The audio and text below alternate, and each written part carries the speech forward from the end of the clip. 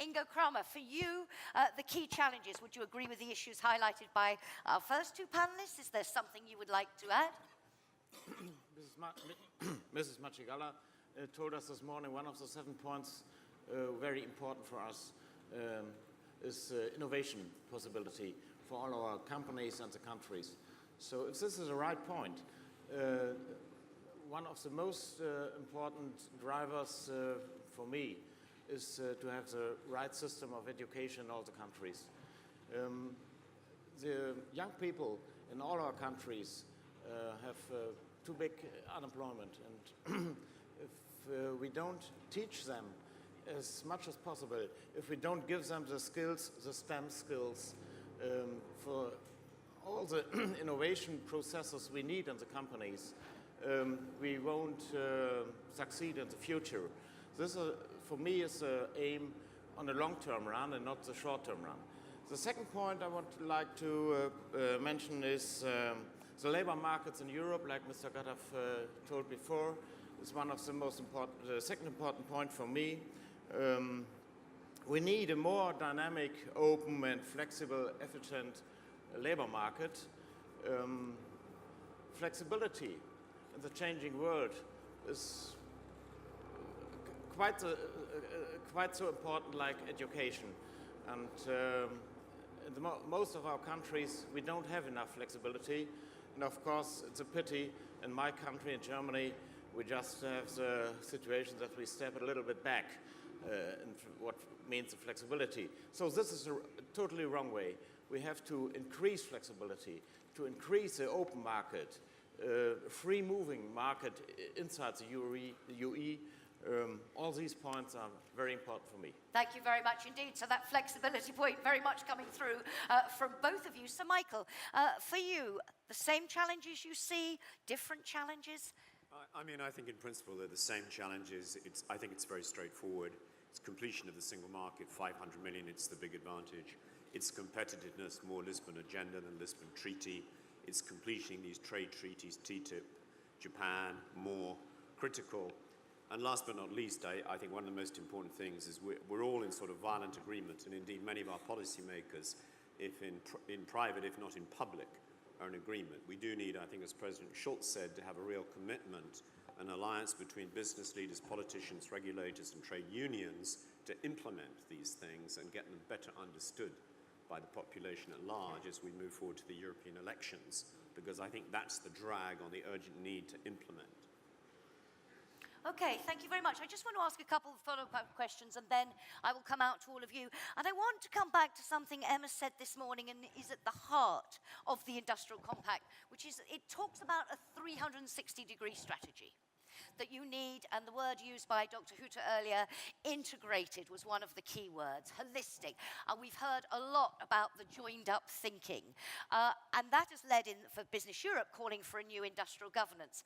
A comment on that, if you will, because I know the Commission has said in its last paper and again last week, you need to mainstream it through everything. But I also had a broader question. Do you think we need an industrial policy per se, and a focus on specific sectors? You mentioned some of them, Commissioner. Or is it really a competitiveness policy that enables businesses, whether they be industry, services, whatever sector, to thrive? Which way do you see it? Because Herman Van Rompuy, at a dinner speech last night, said it's a false conundrum to put industry and services in opposition. So I just wonder, do you think we need industrial policy or competitiveness policy?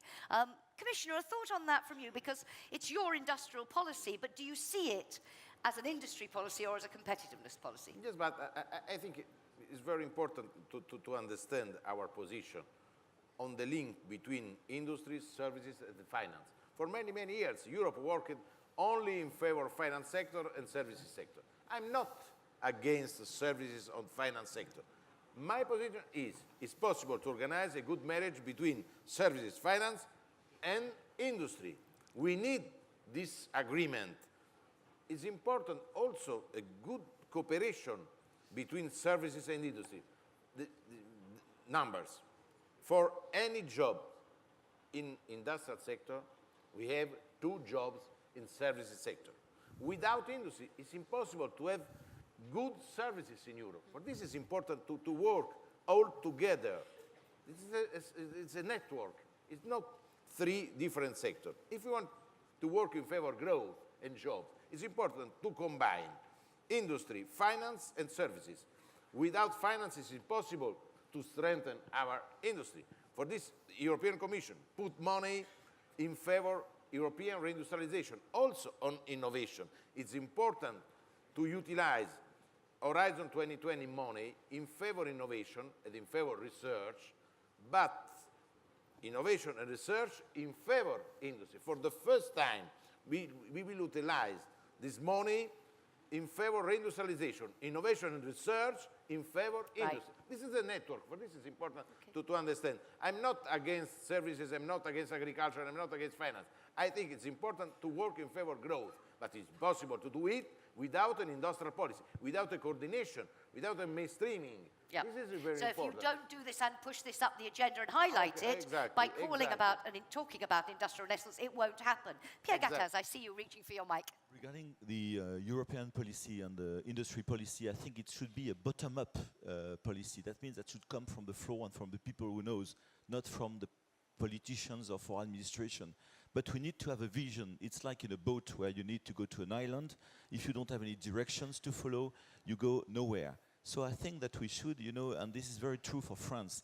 For years, we have been no collective goals. So no goals on energy, no goals on digital, no goals on anything. And in that case, everybody does, you don't have a kind of fighting spirit like the Koreans have done, like the Chinese have done, or the Indians. They all have a 10 years plan or 20 years plan. But that has not to be done by politicians. That has to be done with the people who knows the market's evolution and the technology's evolution. So with us. And we should be at the key center of all this vision. And regarding your second question, which is industry against service, that's a big debate in France. And you have the pro-industry on one side, the pro-service on the other side, which is crazy because they are all together.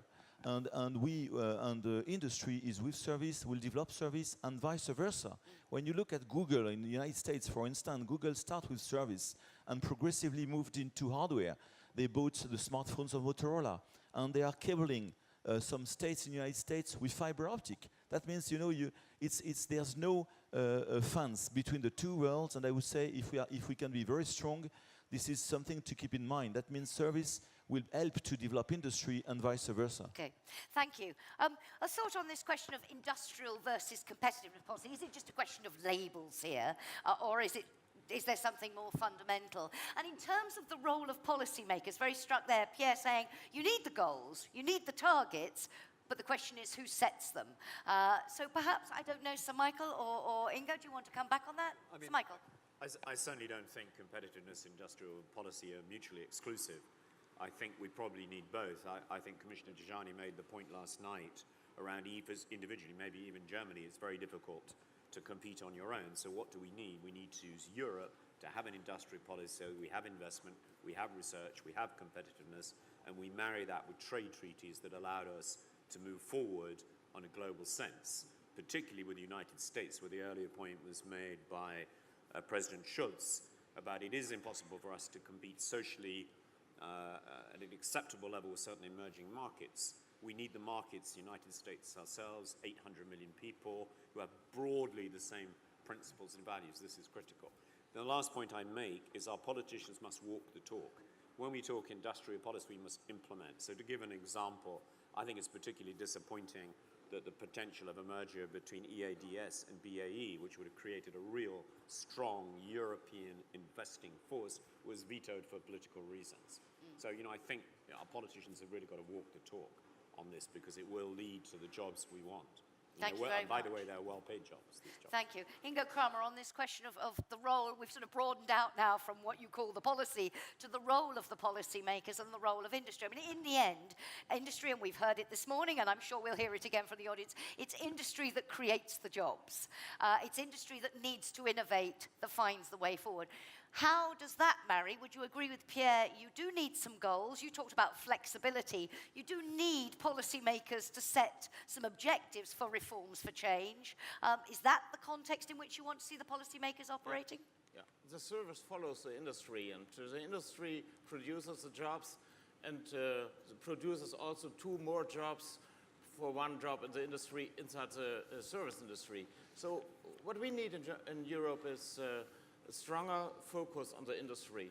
We need an industry policy. We need to focus the industry more than during the last 10 or 20 years. We focus social aspects of industry. Now we have to focus on the manufacturing, how we are as competitive as possible to all over the world, not only inside Europe, but to the whole world. That's the most important thing for the policy, and I hope they got this point and take it in the focus now. Okay, I've lots of things to come back on. Quick one, Commissioner, and then I'm coming out to all of you, please. Yes, I want to add another point, because the problem is not only between industry and services. I totally agree with the leader of French entrepreneurs. They are working. It's important to organize this marriage. But other point is trade. No industry, no trade. No trade, no industry. It's another sector. When I speak on industrial policy, I'm not against trade policy. But for a good industrial policy, we need a level playing field. It's important to be non-naive, because if we want to strengthen our industry, it's important to work very well on trade.